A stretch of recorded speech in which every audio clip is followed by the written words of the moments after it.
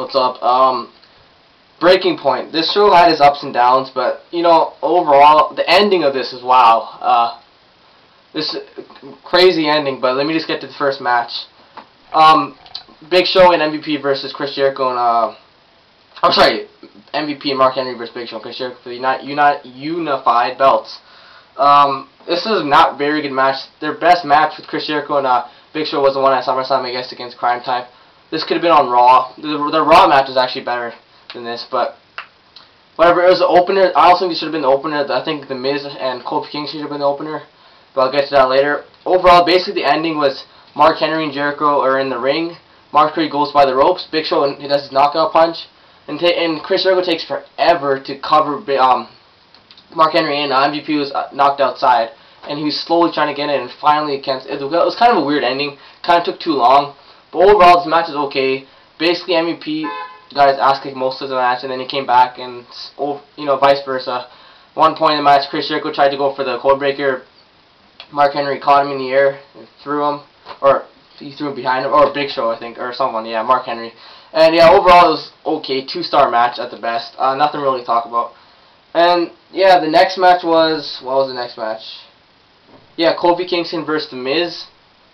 This is a good match. Like, wow, it was a pretty good match. The ending was kind of seen it coming. Obviously, he does a spin kick or whatever, hits him in the head. But Miz really looked good in this match. I mean, every time I see him, he gets better and better. And he reminds me of a younger Chris Jericho, in my opinion. He looks like he's, you know, though Chris Jericho was a few years ago, like before he was a heel, a good heel. So it really reminds me of him. And I'm sure he can get to that status later on in his career. But yeah, The Miz is awesome. I love the guy. Give credit for this match. They have pretty good chemistry, I'd say. The Miz had a lot of good moves in here too that I never seen from him before. But at the end, Kofi Kingston wins with a kick in a 3-star match. Really good match. And later on this pay-per-view, CM Punk is backstage with Eve saying, what are your thoughts on the match? And he makes fun of Jeff Hardy on his whole drug thing, his drug raid and steroid raid in his house. So that basically says that the WWE is feeling really bad about what happened. They're really pissed off what happened. So I'm surprised they mentioned that. And then he basically says, I'm not afraid of Undertaker. And then all of a sudden, Jimmy Wang Ying's in the left side corner by the door. He shuts the lights off. CM Punk's like, oh my god, it's Undertaker.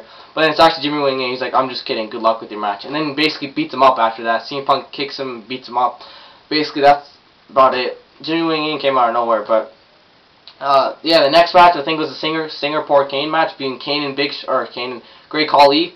This is obviously a bad match. The crowd is really, speaking of the crowd, or actually the match before this was the DX match and the Legacy match. Surprisingly, it was the third match or whatever, but this match is Legacy match and DX match was okay. They started off in the ring. Basically, DX dominated until like the middle or near the end. They went in the rings.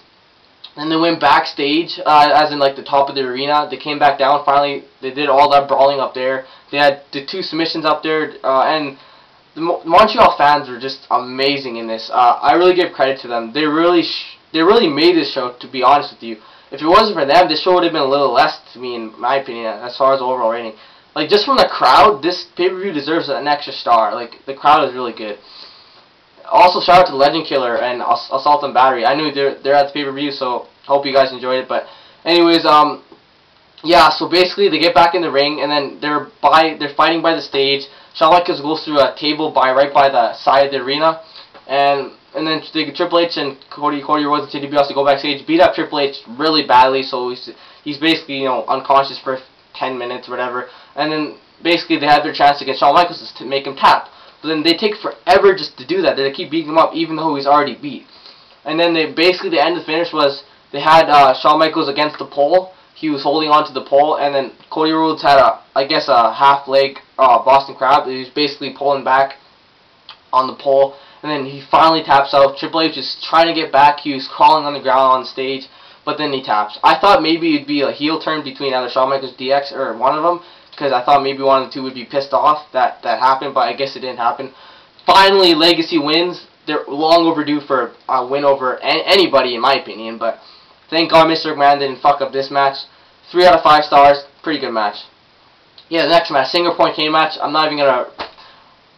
give it a 1 star. I might give 1.5 just because the Canes, whatever, they're bashing. They have scars on their body because of the canes.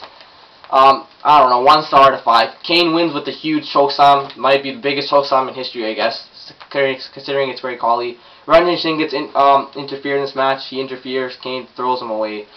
Overall, 1 out of 5 stars. Next match.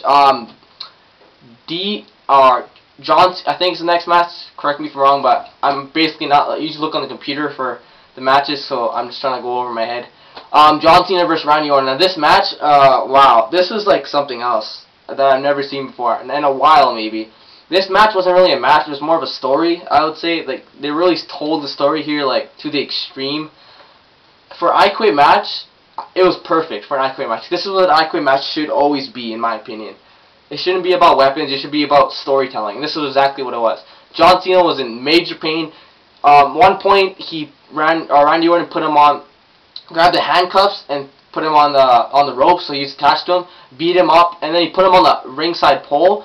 He grabbed the Singapore cane sticks from earlier on, started whacking him. He had scars on his body from the sticks. He was in very bad pain. And at one point, Randy Orton throws a water in his face. He's like, "Wake up, wake up! I'm not done with you yet." I thought that was pretty funny. And then, yeah, John Cena finally at the end, what's it called? Cans him with his leg, and then but that doesn't do anything. It's still okay. And then later on, John Cena throws him over his shoulder while he tries to run for him. Gets the key from Randy Orton's neck, cause that's for the handcuffs. Puts him in the handcuffs and basically just starts going crazy. This point, the John Cena's face, it looked like he was a heel. Like it was perfect. Like he can be a really good heel if they really do this. But then later on, John Cena gets him into the STF, wraps the key around his neck and pulls back with the STF or yeah, whatever. And then he's like, Randy Orton's like, I quit, and it's over. I was actually surprised it ended like that, but hey, good match. For storytelling, it was really good. I would give it almost a 3.5, but just for the match itself, it's a 3, but just for the storytelling, I give it a 3.5 out of 5. So that's the final. John Cena's a champion, whatever. Maybe we'll see something new now, but whatever. John Cena hasn't been champ for a while. I'm not that pissed off about it. Yeah, that's really about it. Good match, I guess. Next match was it? I'm pretty sure it was the Undertaker and CM Punk match. Before all this happened, Dolph Ziggler came out. Pat Patterson is from Montreal. His first match is in Montreal. First Intercontinental Champion. He came out.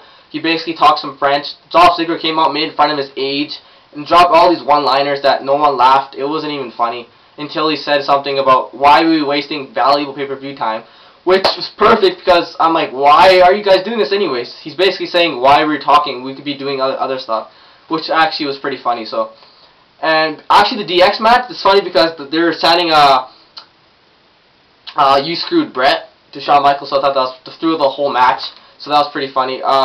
Yeah, but the Dolph Ziggler thing was stupid. He basically kicked him in the stomach later on, and John Morrison came out to help Pat Patterson. That's really about it. And then the main event, CM Punk vs. Undertaker. This match wasn't, I thought it would be better. I had high expectations for this match. It kind of disappointed me. But basically, I don't know, it was just typical Undertaker and CM Punk match, I guess. And at the end, all of a sudden, CM Punk's on the ground, going close to Undertaker, and then Undertaker gets him in the triangle choke or Hell's Gate, and he's like, I tap. So it's over. I'm like, what a match. I'm like, it's kind of short. I'm like, why is it already over? It's kind of short. But then it hit me. Theodore Long comes out and saying, oh, that triangle choke was banned, or Hell's Gate was banned months ago from WWE. Which kind of stupid, because why wouldn't they mention that weeks before the match even took place? They should have said, oh, you can't use this when the match starts. So that was kind of dumb, I guess. And then they restart the match. CM Punk basically gets him into the Anaconda Vice, and he doesn't tap, but the referee's like, ring the bell, and it's over. Everyone's like, what the fuck? Undertaker's like, what? I didn't tap. It was perfect because they're in Montreal, and the whole Montreal screw job did the same thing to Undertaker. But this time, it was planned. It was a story. It was perfect. Theodore Long's just like this. He was sweating because Mr. McMahon told him he was on probation. So Mr. McMahon's the one that told Theodore Long to do that. Just like the what's it called, Bret Hart screw job in Montreal. So it was perfect how they did that. A lot of the marks, when I went to the theater, they were like,